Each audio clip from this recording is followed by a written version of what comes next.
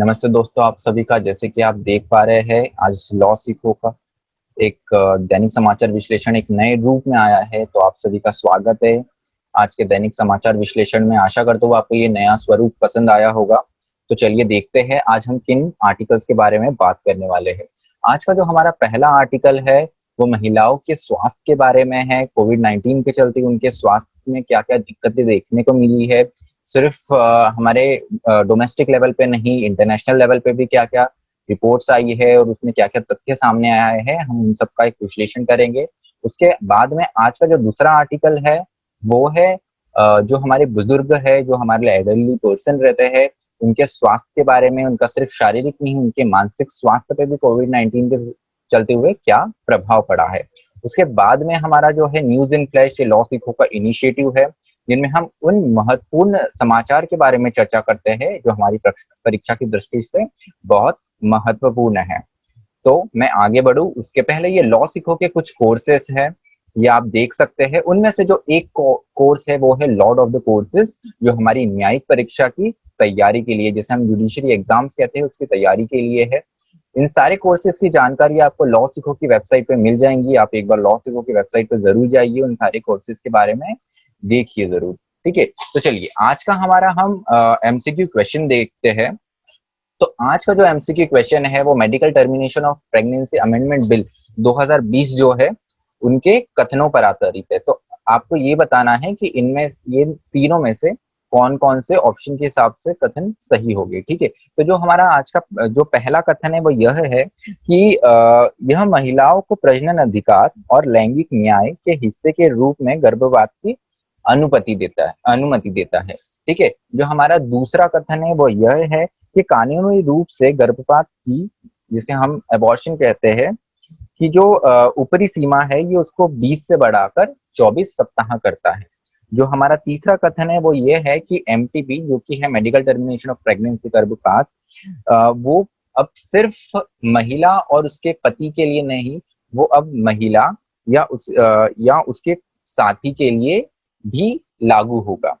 तो जो आपके ऑप्शन है वो ये है कि क्या सिर्फ पहला कथन की सही है, क्या सिर्फ दूसरा कथन सही है, या पहला और तीसरा कथन सही है, और जो ऑप्शन डी है वो ये है कि ये सारे कथन सही है। तो जो भी आपको उत्तर लगे वो आप ए बी सी डी में से जो भी आपको सही लगे आप उसका उत्तर कमेंट बॉक्स में लिखिए। तो आज का जो हमारा डिस्क्रिप्टिव क्वेश्चन है वो ये है कि स्वास्थ्य के चलते, कोविड-19 के चलते जो स्वास्थ्य में एक परेशानियां, एक मुश्किलें देखने को मिली है, वो सारे जगत पे सारे लोगों को फेस करने को मिली है। पर जब हम पर्टिकुलरली जब हम महिलाओं की बात करते हैं, जब हम ऐसे हमारे जेंडर में जब मैन और वुमेन की बात करते हैं, तो जो ज्यादा कमजोर या वर्नरेबल, जो मोर प्रोन टू रिस्क है, वर्नरेबल मतलब जो मोर प्रोन टू रिस्क है, तो उनमें महिलाओं को एक ज्यादा समस्याएं देखने को मिली। तो इस पर एक विस्तृत टिप्पणी कीजिए 250 शब्दों में। तो चलिए देखते आज का जो हमारा पहला आर्टिकल है वो महिलाओं के स्वास्थ्य पर है। कोविड-19 के चलते हुए उनके स्वास्थ्य पर क्या क्या प्रभाव पड़ा है, तो ये समाचार में क्यों है। तो जैसा कि हमको देखने को मिला कि कोविड-19 के चलते हुए हमारी जो मेडिकल सर्विसेज है, जो हमारी स्वास्थ्य सुविधाएं है, उन पर बहुत ज्यादा प्रभाव पड़ा है। क्योंकि सिर्फ भारत में नहीं अपितु पूरे विश्व में ऐसी किसी महामारी को लेकर तैयारी बिल्कुल नहीं थी, और जब ये महामारी एकदम से आ गई तो इतने ज्यादा पैमाने पर आ गई, तो हमारा पूरा हेल्थ इंफ्रास्ट्रक्चर था वो कहीं ना कहीं बहुत बुरे तरीके से प्रभावित हुआ। तो पूरा का पूरा जो हमारी दूसरी हेल्थ फैसिलिटी है और जो दूसरी बीमारी जिसका जितना ध्यान दिया जाना था, वो सारा ध्यान हटके कोविड-19 पे चला गया। तो कहीं ना कहीं जो हमारे पहले से मौजूदा हेल्थ केयर सर्विसेज थी वो बहुत बुरी तरीके से अफेक्ट हुई। तो अब जब हम महिलाओं की बात करते हैं तो महिलाओं पर इसका बहुत प्रभाव पड़ा है। ये बहुत सी रिपोर्ट आई है, ग्लोबल रिपोर्ट, उसके साथ में कुछ डोमेस्टिक रिपोर्ट्स भी आई है। तो उनमें जो आंकड़े सामने आए हैं तो उनमें हमको पता चला है कि कैसे महिलाओं के स्वास्थ्य पर एक बुरा प्रभाव पड़ा है कोविड-19 के चलते हुए। तो जो हम पहले हम ग्लोबल रिपोर्ट्स के, जो हमारी वैश्विक रिपोर्ट्स है, उनके बारे में चर्चा करते हैं। उनमें से जो पहली रिपोर्ट है वो मैरिज स्टॉप्स इंटरनेशनल, एमएसआई, जिन्हें हम शॉर्ट में भी कहेंगे। तो जो 2 मिलियन महिलाएं जिनका स्वास्थ्य वैश्विक लेवल पर अफेक्ट हुआ है, उनमें से जनवरी से लेकर जून के बीच में उनमें से जो 1.3 मिलियन है, 1.3 मिलियन जिन्हें 13 लाख महिलाएं हैं, वो सिर्फ भारत में ही है। तो आप समझ सकते हैं 20 लाख में से जो 13 लाख महिलाओं को मेडिकल सर्विसेज नहीं मिली है, वो केवल भारत में है। तो ये भारत की स्वास्थ्य व्यवस्था पे एक सवाल उठाता है, राइटर ने ये कहा है। उसके साथ में भारत में जो कॉन्ट्रासेप्टिव जो डिमांड है, जो नीड है, वो बहुत ज्यादा हाई है। कॉन्ट्रासेप्टिव क्या, गर्भ निरोधक जो एक डिमांड रहती है, वो काफी ज्यादा है भारत में। तो भारत में देखने को मिला है कि तीन में से हर एक महिला को ये कॉन्ट्रासेप्टिव नीड की जरूरत पड़ती है। मतलब आप समझ सकते हो कि जो हमारी 1/3 महिला जनसंख्या है, उनको कॉन्ट्रासेप्टिव का नीड होता है।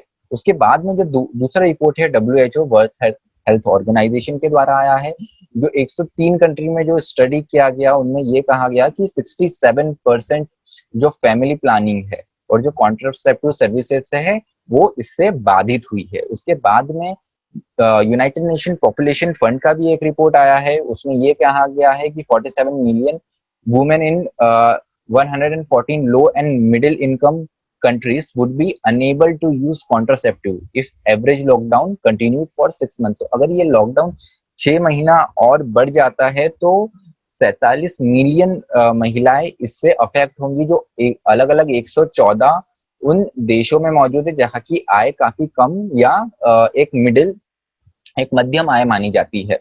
तो आप समझ सकते हैं कि अभी लॉकडाउन हमारे देश में मार्च से शुरू हुआ था ये, और अभी तक चल रहा है। तो अभी कितना प्रभाव पड़ा होगा, और अगर ये वैसे ही जारी रहता है तो और आगे कितना ज्यादा प्रभाव पड़ सकता है। उसके बाद में कुछ हम डोमेस्टिक रिपोर्ट, हमारी घरेलू रिपोर्ट्स के बारे में देखते हैं। तो उनमें से जो foundation for reproductive health services India की एक रिपोर्ट आई है, तो उन्होंने ये बताया है कि जो मेडिकल एबॉर्शन ड्रग्स रहते हैं, जो गर्भपात से जुड़े हुए जो ड्रग्स रहते हैं, उनकी डिमांड काफी ज्यादा कम हुई है। अभी क्यों कम हुई इनकी, इसकी जाहिर सी बात यह है कि हमारा फोकस जब कोविड-19 के तरफ चला गया, तो जो दूसरे क्षेत्र थे उन पे से हमारा ध्यान कम हुआ। तो जो दवाई बन रही थी, अब कोविड-19 के लिए कौन सी दवाई ज्यादा कारगर रहेंगी, सब इसी जद्दोजहद में लगे हुए थे।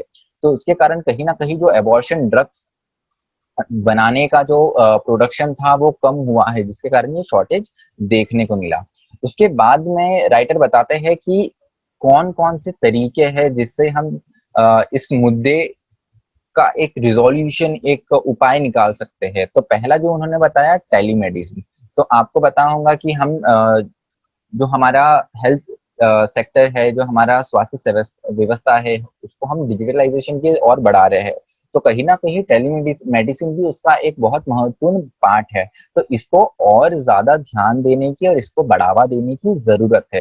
जो दूसरा बात बताई है राइटर ने, वो ये बताई है कि कहीं ना कहीं हमारे जो लोकल क्लिनिक्स है, उनको और बढ़ावा देने की जरूरत है। जो क्षेत्रीय लेवल पे जो हमारे स्वास्थ्य व्यवस्था रहती है, वो इन लोकल क्लिनिक से बहुत ज्यादा डिपेंड करती है, उन पे उनका बहुत ज्यादा आधार है। तो कहीं ना कहीं सरकार को और अलग अलग स्तर पे जो ये लोकल क्लिनिक रहते हैं, इनको और बढ़ावा देना चाहिए कि वो इस एबॉर्शन या महिलाओं के स्वास्थ्य से जुड़े हुए जो मुद्दे हैं उस पर और ज्यादा ध्यान दे।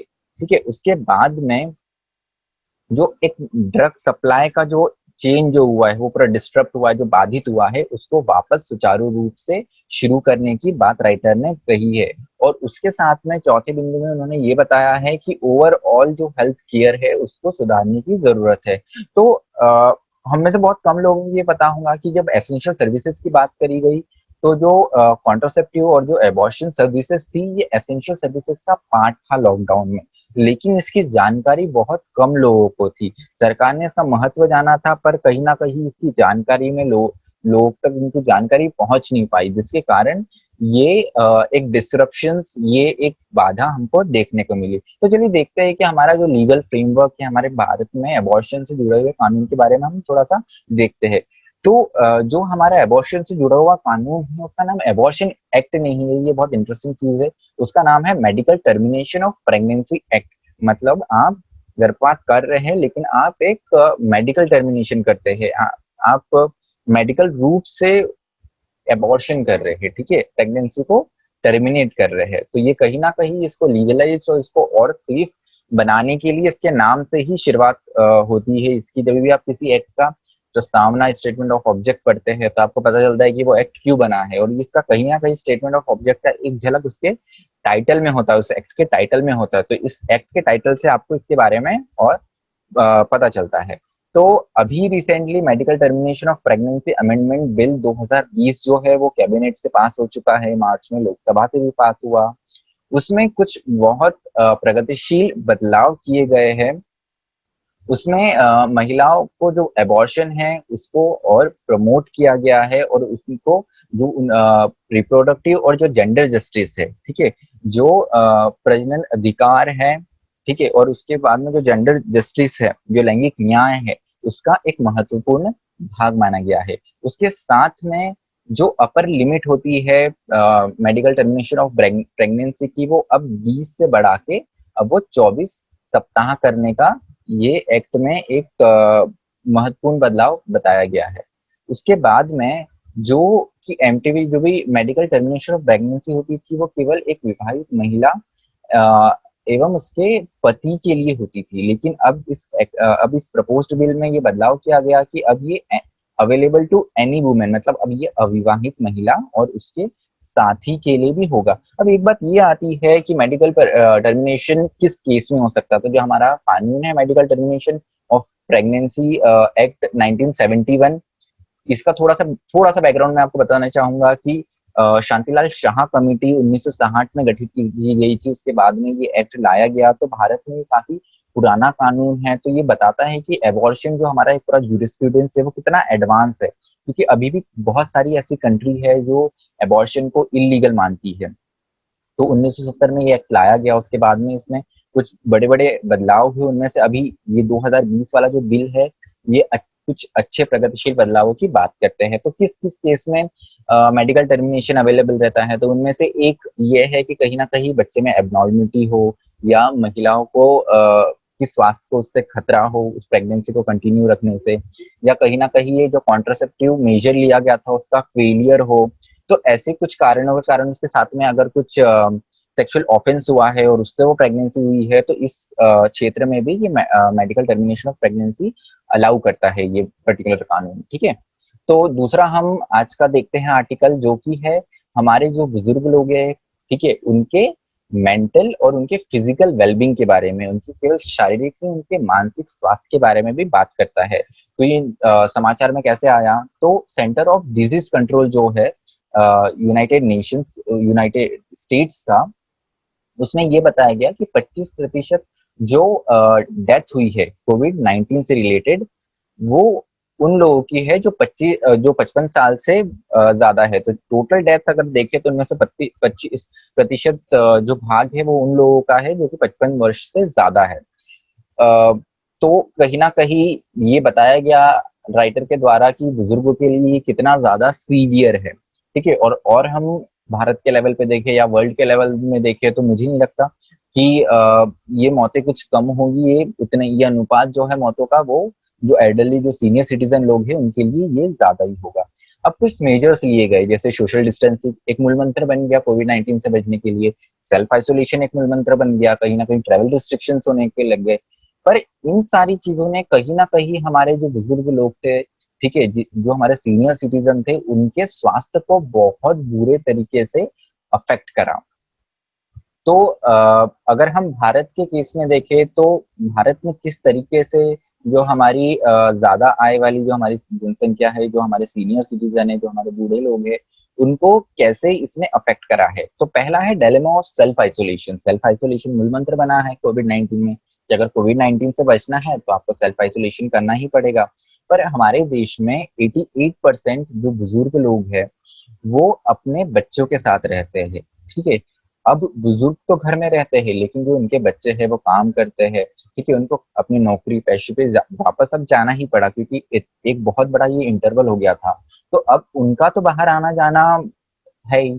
अब उनका बाहर आना जाना है तो कहीं ना कहीं as a carrier of COVID 19 हो सकते हैं, इस वायरस के एक कैरियर हो सकते हैं। तो कहीं ना कहीं एक रिस्क बढ़ जाती है हमारी एल्डरली पॉपुलेशन के लिए, हमारे सीनियर सिटीजन पॉपुलेशन के लिए।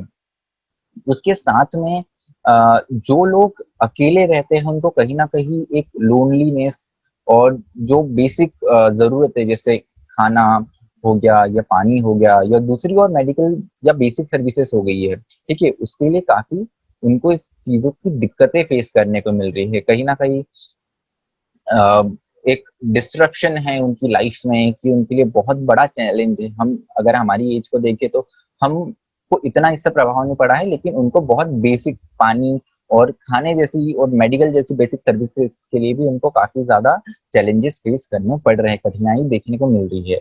अब जो दूसरा बिंदु बताया गया है वो ये है कि lack of access to technology. अभी हम तो ये देखते हैं कि ठीक है हमारे हाथ में स्मार्टफोन है, हमारी बोरियत मिट जाती है, पर हमारे सीनियर सिटीजन क्या किया, हमारे सीनियर सिटीजन में तो केवल 7% ही ऐसे सीनियर सिटीजन है या हमारी ज्यादा आय वर्ग की जो हमारी जनसंख्या है वो जो स्मार्टफोन यूज करती है, और उनमें तो लिटरेसी पहले से ही कम है।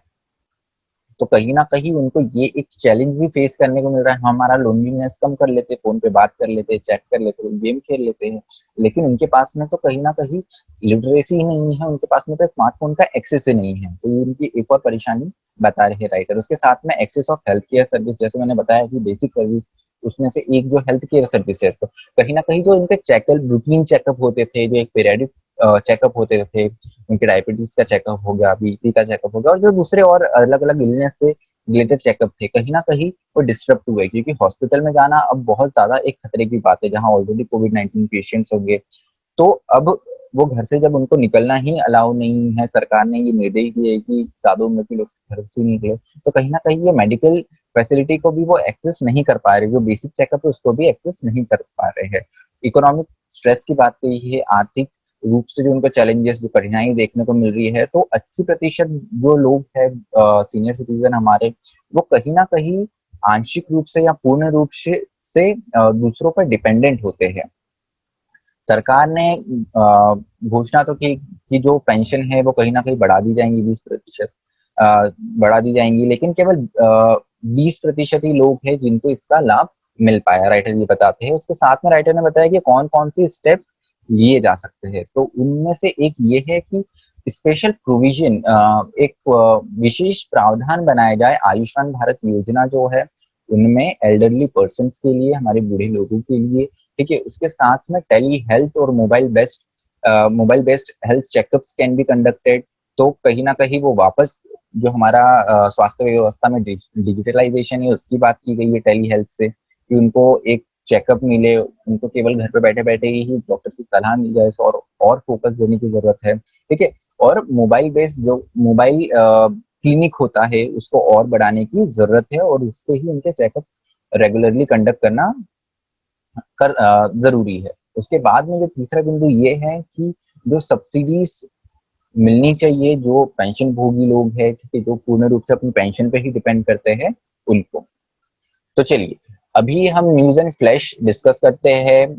तो इस पर्टिकुलर आज का जो न्यूज एंड फ्लैश है वो ये है कि एक रिपोर्ट आई है state food security and nutrition in the world, SOFI 2020 report जो है, तो उन्होंने ये कहा गया है कि जो एनुअल रिपोर्ट ऑफ हंगर और फूड सिक्योरिटी है, इनसिक्योरिटी है, सॉरी, जो भोजन असुरक्षा है, तो वो मेनली जो है वो दो पैमानों पर देखी जाती है। एक तो अंडर नरिशमेंट, कुपोषण, ठीक है, और जो दूसरा है वो मॉडरेट या सीवियर फूड इनसिक्योरिटी, मतलब भोजन की असुरक्षा पर।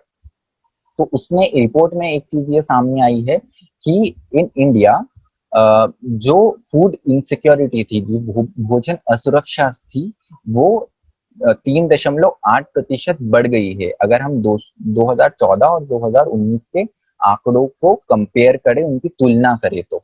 और उसके साथ में राइटर ने नंबर्स में भी बताया है कि ये रिपोर्ट कहती है कि 2014 से 2019 के बीच में हमको ये देखने को मिला है कि 6.2 करोड़, जो 6.2 करोड़ लोग हैं, वो उनकी जो भोजन की असुरक्षा है, जो फूड इनसिक्योरिटी है, वो बड़ी है। तो हेल्थ के साथ साथ कहीं ना कहीं फूड पर, न्यूट्रिशन पे भी ध्यान देने की उतनी ही जरूरत है। ये हमारा एक पूरा आज का विश्लेषण का एक निष्कर्ष भी होता है। तो आज का जो हमारा विश्लेषण है वो यही समाप्त होता है। मुझे सुनने के लिए आप सबका धन्यवाद। पढ़ते रहिए, मेहनत करते रहिए।